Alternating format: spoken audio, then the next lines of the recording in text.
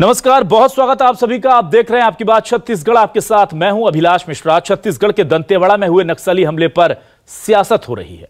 आप सोचेंगे इस हमले पर सियासत कैसे हो सकती है? दरअसल एमपी के गृह मंत्री नरोत्तम मिश्रा ने छत्तीसगढ़ सरकार पर नक्सली मामले में लापरवाही बरतने का आरोप लगा दिया। उधर नरोत्तम मिश्रा ने कहा कि मध्य प्रदेश में हम नक्सलियों को सिर नहीं उठाने देते। दरअसल कुछ दिन पहले बालाघाट में सुरक्षा बलों ने 2 इनामी महिला नक्सलियों को मुठभेड़ में ढेर कर दिया। उधर सीएम भूपेश बघेल ने पलटवार करते हुए कहा कि बीजेपी इस मामले में राजनीति कर रही है। जरा आपको बता दें कि गृह मंत्री नरोत्तम मिश्रा ने कहा कि एक हमारा एमपी देखिए, जहां नक्सली आते हैं तो हम उन्हें ढेर कर देते हैं और हम नक्सलियों को मार देते हैं। दूसरी तरफ छत्तीसगढ़ है, जहां पर जवान जो है वो शहीद हो रहे हैं, मारे जा रहे हैं। इसी को लेकर के अब सीएम भूपेश बघेल ने पलटवार किया और वो कह रहे हैं कि नरोत्तम मिश्रा को जानकारी नहीं है, हमारे जवानों ने नक्सलियों से लोहा लेते हुए शहादत दी है, जबकि पहले कैंप में नक्सली हमले में जवान शहीद होते थे। जब रमन सरकार थी उस पर उन्होंने तंज कस दिया है। कुल मिलाकर के चिताएं शहीदों की ठंडी भी नहीं पड़ी कि उन पर राजनीतिक रोटियां सिकने लगी।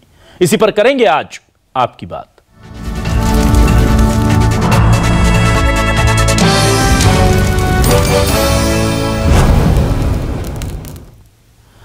और आइए सबसे पहले आपको वो बयान सुनाते हैं जो मध्य प्रदेश के गृह मंत्री नरोत्तम मिश्रा ने दिया है और उस पर क्या पलटवार किया है सीएम भूपेश बघेल ने। ये सुनिए।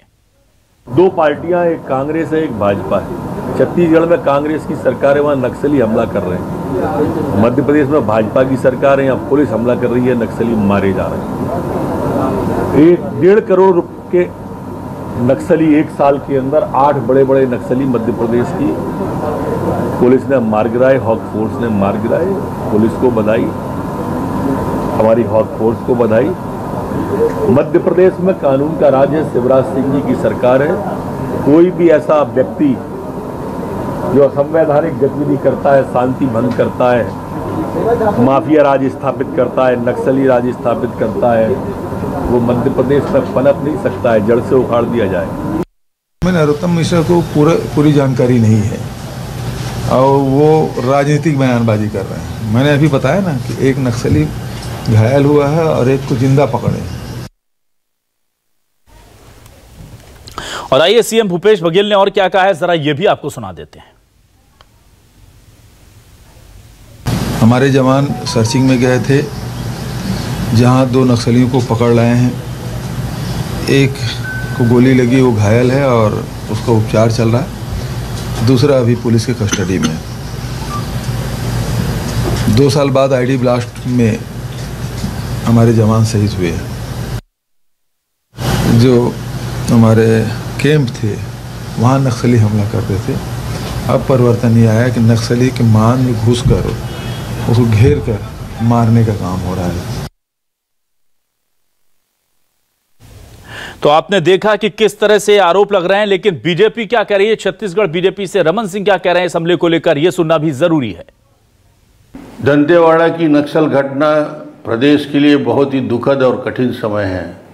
भूपेश बघेल ने शोक के समय अपनी जो बात कही कि आज हमारे जवान लड़ते हुए शहीद हो रहे हैं, पहले कैंप में बिना लड़े शहीद हो जाया करते थे, ये शहादत का अपमान है। भूपेश जी, पहले भी जवान लड़ते हुए शहीद होते थे और आज भी जवान लड़ते हुए शहीद हो रहे हैं। शहीदों की तुलना नहीं की जा सकती, पुलिस के शौर्य को तुलना नहीं किया जा सकता। और मैं आपसे यही कहना चाहता हूं कि पहले और आज की स्थिति की तुलना ना करें। और आइए अब देखते हैं हमारे आज के सवाल। हमारे सवाल जो हैं वो आपको दिखाते हैं। हमारे सवाल है, नक्सलवाद पर सियासी फसाद मध्य प्रदेश छत्तीसगढ़ में कहां है बेहतर हालात? ये तुलना हो रही है। नरोत्तम मिश्रा का बघेल सरकार पर निशाना, हमसे सीखिए नक्सलियों को सबक सिखाना। वो कह रहे हैं कि हमारे यहां आते 1.5 करोड़ के एक साल के अंदर इनामी नक्सली मार दिए हमने। बघेल का पलटवार, नक्सलवाद पर सियासत ना करे बीजेपी सरकार। और ये जो सवाल है ये चुप सकता है बीजेपी और कांग्रेस दोनों को, लेकिन हम उठाएंगे। जवानों की चिताएं भी अभी नहीं हुई ठंडी, बीजेपी कांग्रेस को सिर्फ सियासत की पड़ी। आप बताइए, ये हाल हो चुका है सियासत का। और इस पर बातचीत करने के लिए मेरे साथ कुछ खास मेहमान जुड़े हुए हैं। मैं सीधे रुक कर लेता हूं, अपने खास मेहमानों का तारुफ कराता हूं अपने दर्शकों से। मेरे साथ कांग्रेस से विधायक वरिष्ठ नेता शिशुपाल सोरी साहब जुड़े हुए हैं। शिशुपाल सोरी जी, बहुत स्वागत करता हूं सर आपका हमारे इस खास डिबेट शो में। मेरे साथ बीजेपी से पूर्व विधायक वरिष्ठ नेता डॉक्टर विमल चोपड़ा साहब जुड़े हुए हैं। डॉक्टर विमल चोपड़ा, बहुत बहुत स्वागत है सर आपका भी हमारे इस खास डिबेट शो में। और नक्सल मामलों की विशेषज्ञ वर्णिका शर्मा जी आज हमारे साथ हैं। वर्णिका जी, वेलकम टू माय शो।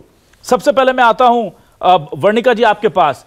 ये जब हमला हुआ उस वक्त ये सवाल उठाने ठीक नहीं थे, लेकिन ये सवाल तो सबके मन में है कि इतने दिनों बाद इतनी बड़ी चूक कैसे हो गई। और ये चूंकि पॉलिटिक्स अब इस पर हो रही है, तो मैं ये भी जानना चाहूंगा, आप बताइएगा कि चूक क्या लग रही है आपको, टेक्निकल चूक जो हुई है वो, और इसमें किसकी हिस्सेदारी थी? क्या केवल राज्य सरकार दोषी है या केंद्र सरकार को भी इस पर संज्ञान लेना चाहिए? हाँ, देखिए, अभी बहुत ज़्यादा जल्दबाजी होगी, लेकिन इतना तो ज़रूर कह सकती हूँ, जो प्राइमरी और सेकेंडरी लेवल पे जो डायग्नोसिस हम कर सकते हैं, कल तक के तो मैं केवल प्राइमरी डायग्नोसिस कह रही थी, पर आज जो सेकेंडरी लेवल पे जो इस घटना का डायग्नोसिस करने पे कुछ चीज़ें जो एक विश्लेषक के तौर पे सामने मैं देख पा रही हूँ, उसमें सबसे पहले ये समझ आ रहा है कि जो SOP होता है, स्टैंडर्ड ऑपरेशन प्रोसीजर, उसमें कभी भी 4 व्हीलर का इस्तेमाल आमतौर पे नहीं किया जाता है। पर जैसा कि कहा जा रहा है कि इनको 6 टुकड़ियों में बांटा गया था और ये ऑपरेशन के लिए गए हुए थे उस क्षेत्र में। जगदीश को, जो वहाँ का एरिया कमांडर था, तो उसके सर्चिंग के लिए ये लोग निकले थे। खबर थी प्रॉपर, और ये प्रॉपर स्ट्रेटजी के तहत वहाँ पे गए थे। और इससे एक चीज़ तो साफ समझ में आती है कि स्टैंडर्ड ऑपरेशन प्रोसीजर में कहीं थोड़ी सी कुछ चूक या त्रुटि रह गई है। दूसरा, आरोपी यानी रोड ओपनिंग पार्टी पहले से लगी हुई थी या नहीं लगी हुई थी, एक ये भी चीज़ देखने योग्य होगा। तो एक चीज़ ये भी सामने आ रही है कि जो रोड थी, जहाँ पे सीसी रोड खत्म हो रही थी और डामर रोड शुरू हो रहा था, उसी जगह को इन्होंने किलिंग जोन में कन्वर्ट किया था। और एक बात मैं आपको यहाँ पे उल्लेखित करना चाहूँगी कि ये घटना की तैयारी पूरे तरीके से सुनियोजित थी, और ये कोई आसपास के दिनों में इसकी प्लानिंग नहीं हुई थी। पिछले कई वर्षों पूर्व इस घटना के लिए यहाँ पे किलिंग जोन तैयार कर दिया गया था, और इस किलिंग जोन को जब इन्होंने यहाँ पे तैयार किया था, तो निश्चित रूप से इन्होंने अभी के समय विस्फोट के लिए इंतजार के एम्बुश यानी कि वेट एम्बुश के साथ साथ कहीं ना कहीं आप तीसरी परत खुलने तक सामने देख पाएंगे कि चारे के एम्बुश का भी इस्तेमाल किया है। बिल्कुल, तो ये चारे क्या, ये बहुत बड़ी चीजें आप बता रहे हैं। शिशुपाल सोरी जी आपके पास आऊं, उससे पहले डॉक्टर विमल चोपड़ा जी आपके पास आता हूं। मुझे बताइए, नक्सल समस्या तो ऐसी समस्या है जिसको अकेला छत्तीसगढ़ निपटा नहीं सकता, ये तो सब जानते हैं। इसके बाद भी मध्य प्रदेश के गृह मंत्री ये कह रहे हैं कि आप देखिए, सीखिए मध्य प्रदेश से कि हमने कैसे एक साल में 1.5 करोड़ के नामी नक्सलियों को मार गिराया। अब आप समझते हैं कि इससे आपको लगता नहीं कि छत्तीसगढ़ में जो फोर्सेस तैनात हैं, जो पैरामिलिट्री फोर्सेस जो सेंट्रल के अंदर में आती हैं, उनका मनोबल भी गिर रहा है? वो उनके कार्य क्षमता पर, उनके काम पर, उनकी शहादत पर भी उंगली उठा दे रहे हैं। और कम से कम शाम तक चिताएं तो जल जाने दी जाती, तब इस पर सियासत होती, एक दूसरे पर पॉलिटिक्स बाद में हो जाती। आपको लग नहीं रहा है कि थोड़ा जल्दबाजी कर दी सियासत करने में या आरोप प्रत्यारोप में?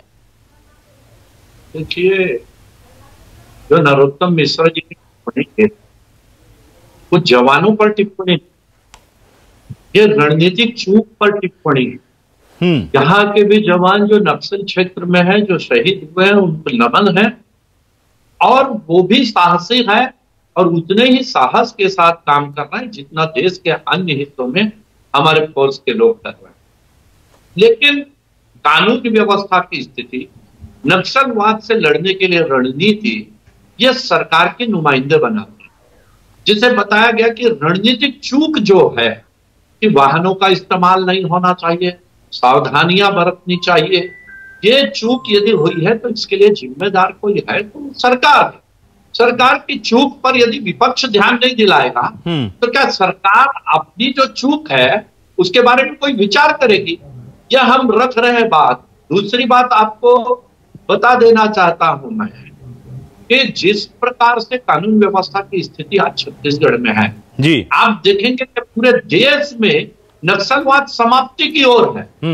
आप महाराष्ट्र में देखेंगे बहुत कम घटनाएं हो रही, आंध्रा में, उड़ीसा में घटनाएं लगभग समाप्त है जी। लेकिन छत्तीसगढ़ ऐसा राज्य है जहां ये घटनाएं फिर बढ़ रही है। 11 लोगों की शहादत जो है वो ये बताता है कि सरकार की रणनीतिक चूक है। सरकार कहीं से जो है इस पर ध्यान नहीं दे पा रही है। दूसरी बात, जहां तक आप सुरक्षा बलों के अपमान की बात कहेंगे जो नरोत्तम मिश्रा जी ने कहा वो तो बहुत छोटी बात है। आप सुनेंगे यदि भूपेश बघेल जी ने कहा कि पहले तो सुरक्षा बल के जवान थे वो बिना लड़े शहीद हो जाते थे और अभी लड़ते हुए बिल्कुल, मैं उन पर भी आऊंगा। आपका दर्द जो है वो मेरा भी दर्द है विमल जी, मैं उसका सोरी जी से जवाब लूंगा। बिल्कुल, एक मुख्यमंत्री, एक गृह मंत्री और एक मुख्यमंत्री, दोनों की टिप्पणियों को लेकर हम आहत हैं। आप यकीन मानिए, मुख्यमंत्री की टिप्पणी ज्यादा गंभीर है। जी ठीक है, आप ये मान सकते हैं कि एक गृह मंत्री और एक मुख्यमंत्री में से मुख्यमंत्री की टिप्पणी ज्यादा गंभीर है, वो मैं सोरी जी से सवाल पूछूंगा। लेकिन अभी आपने, विमल जी, डॉक्टर चोपड़ा, अभी आपने कहा कि ये जवानों की जो शहादत है, डॉक्टर चोपड़ा साहब, आपने कहा ये जवानों की जो शहादत है राज्य सरकार की विफलता है।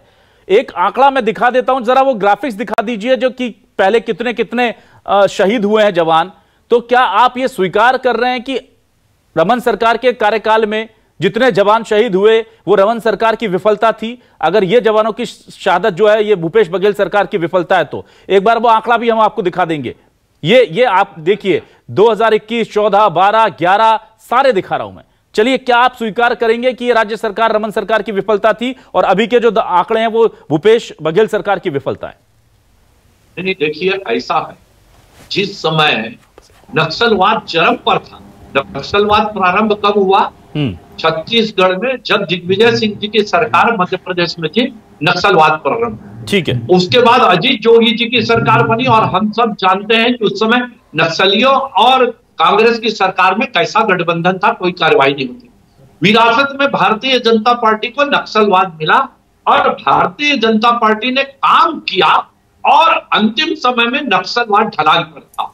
अब देखिए, फिर 5 सालों में आप ये देखिए कि अभी जब वहां के विधायक के काफिले पर गोलीबारी होती है, उसके 2 दिन बाद नक्सली चिट्ठी लिख करके बोलते हैं कि हमारा निशाना जो है विधायक नहीं थे, गलती हो गई। यानी एक प्रकार से वो माफी मांगते हैं। ठीक है चोपड़ा साहब, ठीक है। अब आपका सवाल लेकर के मैं सोरी जी के पास आता हूं। सोरी जी, ये बताइए, इतना गंभीर बात सीएम साहब कह रहे हैं कि पहले तो नक्सलियों से बिना लड़े जवान शहीद हो जाते थे, अब तो कम से कम जंगल में जाकर शहीद हो रहे हैं।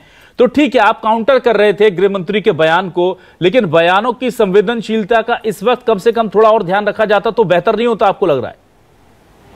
अभिलाष जी, पहली बात तो ये कि जवानों के शहादत पे राजनीतिक बयानबाजी नहीं होनी चाहिए, ये सब लोग स्वीकार करते हैं, आप भी इससे सहमत होंगे। आज ही इनके अंत्येष्टि कार्यक्रम हुए हैं और उसको जी लगता है आवाज आपकी चली गई है। मैं वापस आऊंगा सोरी जी के पास। वर्णिका शर्मा जी, मैं आपसे जानना चाहता हूं, क्या आपको लगता है, क्योंकि मेरे पास देखिए कुछ जानकारियां हैं और चूंकि मैं पिछले करीब लगभग 2 दशकों से छत्तीसगढ़ को देख रहा हूं, मुझे याद पड़ता है कि रमन सरकार के दौरान हैदराबाद में एक ड्रोन सेंटर हुआ करता था जिससे आसमानी निगाह रखी जाएगी। फिर जब कुछ हमले हुए तो हम लोगों ने डिबेट की, आप जैसे लोगों ने उसकी मांग को, हमारी मांग को एंडोर्स किया और फिर उसे जगदलपुर भी शिफ्ट कर लिया गया था। लेकिन अभी मैं देख रहा हूं, मुझे कहते हुए बिल्कुल गुरेज नहीं होता। ये तस्वीर जो आप देख रहे हैं ना, ये नेताओं की रैलियों की है। आप देखिए, एक नेता कहीं चला जाता तो 10-20 ड्रोन उड़ा दिए जाते हैं एक नेता की पार्टी में। लेकिन मेरे छत्तीसगढ़ में जवान जो खून बहा रहे हैं, शहादत दे रहे हैं, उनके लिए कितने ड्रोन उड़ रहे हैं? एक नेता के लिए 20-20 गाड़ियों के काफिले चलते हैं। मेरे जवानों के पास क्या पर्याप्त बख्तरबंद गाड़ियां हैं जो अपनी जान हथेली पर लेकर जंगल में घूमते हैं? नेताओं की रैलियों में बैठने के लिए एसी, कूलर, पंखे सब लग जाते हैं। नक्सलियों से ज्यादा, पिछले कुछ सालों के आंकड़े कह रहा हूं, चेक कर लीजिएगा, नक्सलियों से ज्यादा लोग मलेरिया से, मेरे जवान वहां मर जाते हैं बस्तर में कई बार। और हम कहते हैं कि जवानों की से टेक्निकल चूक हो गई, ये हो गई। अगर हम अपने जवानों को उतनी सुविधाएं देंगे नहीं, आपको लगता है वर्णिका जी, तो क्या ये हम लड़ाई जीत जाएंगे क्या बिना इसके? बिल्कुल भी नहीं अभिलाष जी। जो स्थिति है, मैंने कहा अपने कई रिसर्च और कई शोध पेपर में ये बात कई स्तरों में पहुंचाने की भी कोशिश स्पष्ट तौर पे की है कि जितनी ज़्यादा ज़रूरत वहाँ पे शांति और विकास की व्यवस्था की कहते हैं, तो वहाँ पे भी एक वर्ड हम भूल जाते हैं, प्रबंधन। शांति और विकास के बीच में प्रबंधन जैसा एक शब्द आता है, और इस प्रबंधन को या इन तीनों चीज को high moral of security personnels के बिना नहीं किया जा सकता, और जिसको हम बहुत हद तक निगोशिएट कर जाते हैं। मैं आपकी बातों से पूर्णतः सहमत हूं, क्योंकि वहां पे सुरक्षा बल जवानों के मनोदशा का पूरा ध्यान रखा जाना चाहिए। एक तरफ वो अपने ऑल द टाइम जहां पे वो फियर एंड शॉक के कंडीशन में एक चैलेंजेस पूर्ण परिस्थिति में कॉन्फ्लिक्ट जोन में सिक्योरिटी दायित्व का निर्वहन करना सच में बहुत ज्यादा चैलेंजफुल होता है। तो इस समय में जो वहां पे डेली वो चैलेंजेस का सामना कर रहे होते हैं, वहां पे सेकंड फैक्टर ये होता है कि उनको कई अन्य प्रतिकूल परिस्थितियों से गुजरना होता है। जैसे उनको एक प्रॉपर ब्रीफिंग होनी चाहिए, उनको जितनी ज्यादा आप हथियार की सुविधाओं से लैस रखेंगे, जितने ज्यादा हाईली इक्विप्ड रखेंगे, निश्चित ही उनका मनोबल उच्च होगा, और उनकी सुरक्षा का भी तमाम मुहैया साधनों का बहुत ज्यादा ध्यान रखा जाना चाहिए। ये बहुत ज्यादा आवश्यक है। आज एक घटना होती है तो माओवादी एक जवान को मारते हैं, ऐसा नहीं है। उनकी दरअसल ये स्ट्रेटेजी किल 1 हिट 4 की स्ट्रेटेजी होती है। बॉडी एक डेड होती है, ब्रेन 4 डेड होते हैं। बिल्कुल, ये बात बिल्कुल ठीक कही। मनोबल का बहुत असर पड़ता है। सोरी जी, आप मेरे साथ जुड़े हुए हैं। विमल जी, मैं आपके पास आता हूं और इस कठिन सवाल के साथ ही आता हूं। देखिए, मोदी सरकार आई तो तकनीक की बहुत बात होती है। हम ड्रोन उड़ा रहे हैं, हमने ड्रोन नीति बनाई है, हमने एंटी लैंडमाइन व्हीकल्स की बात करते हैं, हम तेजस लाते हैं, रफाल लाते हैं, सब अपनी जगह अच्छी चीज है। 9 सांसद आपके हैं, बीजेपी की सरकार केंद्र में है। मुझे यह बताइए कि एंटी लैंडमाइन व्हीकल में अब तक 150 जवान शहीद हो चुके हैं, जो मेरे पास जानकारी है। गड़बड़ होगी तो माफी चाहता हूं, आप दुरुस्त कर दीजिएगा। नक्सल मोर्चे पर तैनात एंटी लैंडमाइन व्हीकल से जवानों का भरोसा उठ गया है। वो कहते हैं हम बाइक से कर लेंगे कॉम्बिंग, हम देख लेंगे, गश्त लगा लेंगे, हम पैदल कर लेंगे, क्योंकि इसमें बैठ के जा रहे हैं तो ये लगभग मौत का ताबूत बनता जा रहा है। लेकिन मेरे पास जो जानकारी है कि नक्सल प्रभावित इलाकों में नए एंटी लैंडमाइन व्हीकल की मांग पिछले 5 सालों से मिनिस्ट्री ऑफ होम अफेयर्स में धूल फांक रही है। उस पर किसी का ध्यान ही नहीं है। और इसके अलावा इतना ही नहीं, एक ड्यूल टेक्नोलॉजी माइन डिटेक्टर जो एंटी लैंडमाइन नई तकनीक है, उस पर काम करने के लिए कई विशेषज्ञ सरकार को कह चुके हैं कि अब हम बारूद 4 फीट नीचे खोजते हैं, वो 8 फीट नीचे लगा देते हैं, हम नहीं पकड़ पाते। आप नई तकनीक आई है जो 2 तरीके से काम करती है, उसे ले आइए। उस पर काम नहीं हो रहा है। तो यहां बैठकर सिर्फ राज्य सरकार को हम दोष दे दें, सुरक्षा जवानों की आरओपी एसओपी पूरी तरह से नहीं ठीक हुई, उस पर दोष दे दें, हम उन्हें दे क्या रहे हैं? जहां भेज रहे हैं हम उनको मौत के मुंह में, क्या हम उन्हें पर्याप्त चीजें भी दे रहे हैं? आपको लगता नहीं कि सरकार, केंद्र सरकार और राज्य सरकार दोनों की जिम्मेदारी है इसमें बराबर? देखिए, प्रदेश की कानूनी व्यवस्था ये राज्य सरकार का प्रमुख विषय है जी, और राज्य सरकार को जो मांग करना है उसकी पूर्ति जो है केंद्र को करना है संभव हो सके।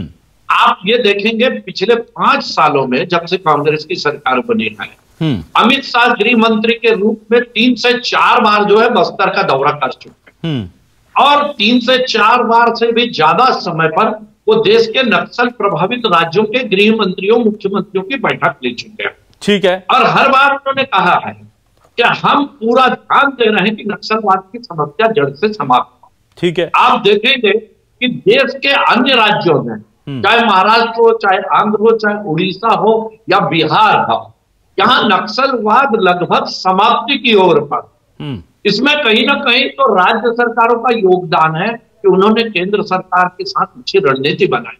लेकिन आप देखेंगे कि हमारे प्रदेश के मुख्यमंत्री जो है वो सौहार्दपूर्ण वातावरण के बजाय जो है वो एक प्रकार से डांट कसने में, आप जिस प्रकार का वक्तव्य उन्होंने दिया है कि पिछले बार जो है जवान बिना लड़े शहीद होते थे, अब लड़कर शहीद हो रहे हैं, ये कितना आपत्तिजनक बयान है, ये आप सोच सकते हैं।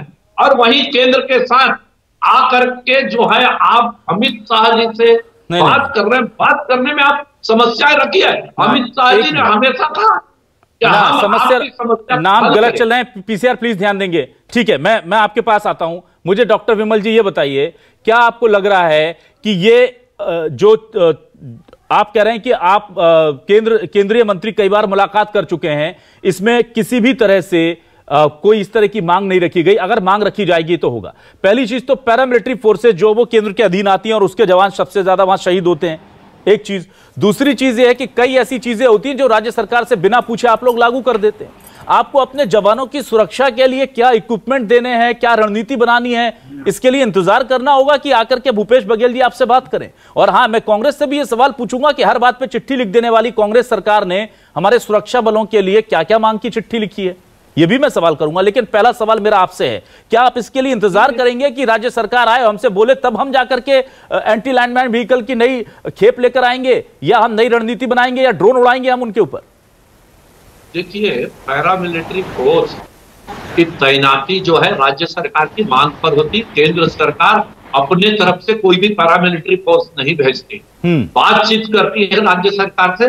राज्य सरकार कहती है हमको जरूरत है, तब पैरामिलिट्री फोर्स। इस देश का ये दुर्भाग्य है डॉक्टर चोपड़ा, सच में अगर आप ऐसा कह रहे हैं कि राज्य सरकार ने नहीं कहा इसलिए आप लोग सुविधाएं अभी उतनी नहीं मिल पा रही हैं। अरे मैं आपको जो कह रहा हूं कि पैरामिलिट्री फोर्स, आपने ये कहा कि वो ला करके तैनात कर देते बिना राज्य सरकार। मैंने ये बिल्कुल नहीं कहा, ना विमल जी, मैंने ये नहीं कहा, ना ये मत बोलिए आप कि मैंने कहा। मैंने ये कहा पैरामिलिट्री फोर्सेस सेंट्रल के अंदर में आती हैं और अगर उनकी शहादत हो रही है तो उसकी टेक केयर करना भी सेंट्रल का काम है। मेरे कहने का ये तात्पर्य।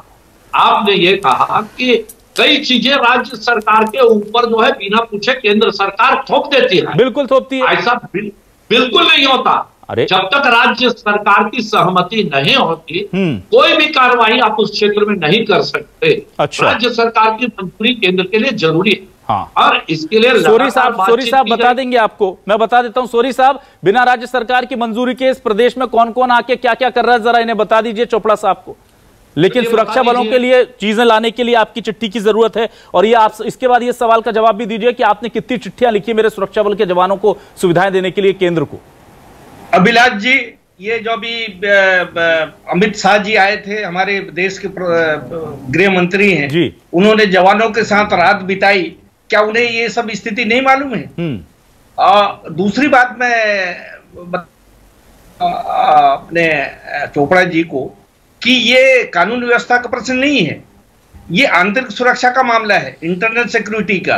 और इसमें जो भूमिका केंद्र सरकार की होती है वो ज्यादा अहम हो जाता है। ये हमारे भारतीय संविधान को, हमारे प्रजातांत्रिक व्यवस्था को ये ललकार रहे हैं। ये तो ऐसी स्थिति में इनकी भूमिका को कम नहीं नापा जा सकता। अभी दोनों सरकारें जब मिलके काम करेंगी, और ये तो मैं बताना चाहूंगा शीर्ष स्तर पे एक सेंट्रल कमांड होता है इसके रोकथाम के लिए, और उसमें जितने सेंट्रल फोर्सेस के मुखिया और हमारे स्टेट के मुखिया संयुक्त रूप से कार्यक्रम बनाते हैं और जो भी इनपुट आते हैं एक दूसरे का शेयर करते हैं। और ये जो घटना हुई है ये बहुत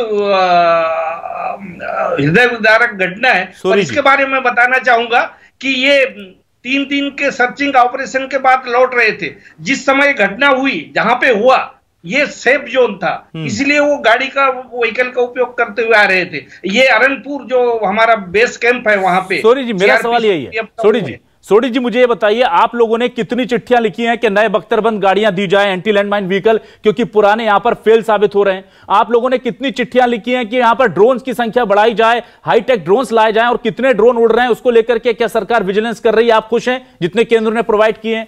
आप हर दूसरी बात पर हम देखते हैं कि हमने केंद्र सरकार को चिट्ठी लिखी, हमें जवाब नहीं आया। जवानों की बात आती तो चिट्ठी लिखने की आपके पास फुर्सत नहीं होती है। जवानों के लिए देखिए, राज्य सरकार और केंद्र सरकार दोनों का सम्मिलित फेलियर है। भले ही चोपड़ा जी माने, आप माने ना माने, लेकिन मैं यह जानना चाहता हूं कि कम से कम इस मुद्दे पर तो एक हो जाइए। जवानों की चिताएं शाम को वहां जल रही हैं, घर से दूर जलानी पड़ रही हैं, और शाम होने से पहले उनकी चिताओं में आग लगने से पहले 2 बयान आ जाते। एक कहते हैं कि आप पहले के जमाने में बिना लड़े शहीद हो जाते थे, दूसरे कहते हैं हम मारते हैं, आप मरवाते हैं। इस तरह से कैसे चलेगा सर? इस तरह की सियासत होगी देश में जवानों की मौत पर? अभिलाष जी, मैं वही बात कह रहा हूं कि ये जो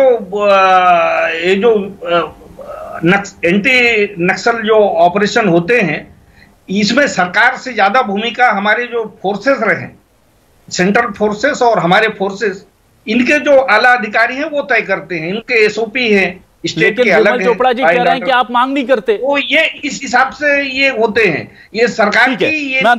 मैं अंतिम सवाल लेता हूं वर्णिका जी से। वर्णिका जी, क्या आपको लगता है कि हमारे जवान जो हैं वो नक्सलियों के द्वारा उतने ज्यादा टारगेटेड नहीं है जितनी इस ओछी पॉलिटिक्स की वजह से हो रहे हैं? आपको नहीं लगता कि एक अच्छा कॉम्बिनेशन कोऑर्डिनेशन अगर लागू कर दिया जाए। और यह सवाल मैंने कल भी पूछा था कि हमारे देश में इतनी सशक्त जवान है, इतनी सशक्त सेनाएं, सुरक्षा बल हैं कि वो विदेशों में जाकर, दुश्मनों के देश में जाकर के वहां ऑपरेशंस कॉम्बैट करके वापस आ जाते हैं। हम एक छोटे से इलाके में अपने जवानों को इतनी भरोसा नहीं दिला पा रहे हैं कि वो जीत जाए नक्सलियों। बिल्कुल, आप कल के भी जवानों को देखिए। अभी कुछ दिनों पहले ही मैं उस क्षेत्र में रह के, बल्कि उस क्षेत्र में कई समय बिता के आ रही हूँ, बीजापुर हो या दंतेवाड़ा का वो क्षेत्र। लेकिन मैं आपको बता दूं, जिन जवानों की हम बात कर रहे हैं, जिन जवानों की शहादत हुई है, वो डीआरजी के जवान थे और वो मोस्ट एफिशिएंट जवान माने जाते हैं, क्योंकि उन क्षेत्रों की उनको पर्याप्त टोपोग्राफी की पूरी जानकारी होती है, सशक्त होते हैं, बिल्कुल शारीरिक सौष्ठव से लेकर भौगोलिक जानकारी तक और फिर ब्रेवली लड़ने तक के हर छोटी छोटी बातों की उनको जानकारी होती है और बहादुरी में भी वो कतई कम नहीं होते हैं। तो ऐसे जवानों के लिए जब ये बात उठती है कि उनको कई प्रकार से अन्य सुविधाओं से जो फर्स्ट हैंड मोरल है, जब उनका उस क्षेत्र में बढ़ने की अवस्था आती है, तो हम कहीं ना कहीं दृढ़ इच्छा शक्ति दिखाने में चूक जाते हैं। ये बात तो हमको खुले हृदय से स्वीकारनी होगी ही, क्योंकि हमारे जवानों के ऑपरेशन स्किल्स में कोई कमी नहीं है, पर स्किल को भी पुष्टता देना हमारी जवाबदेही होती है। ये बात भी उतनी ही सही है। तो जितने हेलीकॉप्टर मेरे जवानों की लाशें ले जाने के लिए उड़ते हैं ना, वो अगर समय पर उन्हें रसद पहुंचाने के लिए, उनके ऑपरेशन के लिए उड़ जाएं तो ये दिन ना देखना पड़े। जितने ड्रोन नेताओं की रैलियों को फिल्माने के लिए उड़ते हैं, उससे आधे ड्रोन भी अगर जंगल में मेरे जवानों की सुरक्षा के लिए उड़ जाए तो ये दिन ना देखने पड़े। और जितने शहीद मेरे जवान बॉर्डर पर नहीं होते, उससे ज्यादा नक्सल इलाकों में अगर होते हैं, तो उसका सीधी वजह सिर्फ और सिर्फ सियासत है, इसके अलावा कोई नहीं, मुझे यह लगता है। बहुत बहुत शुक्रिया अदा करूंगा तीनों ही मेहमानों का, मेरे साथ जुड़े डॉक्टर विमल चोपड़ा साहब, वर्णिका शर्मा जी और शिशुपाल सोरी जी, आप तीनों मेहमानों का शुक्रिया। नमस्कार।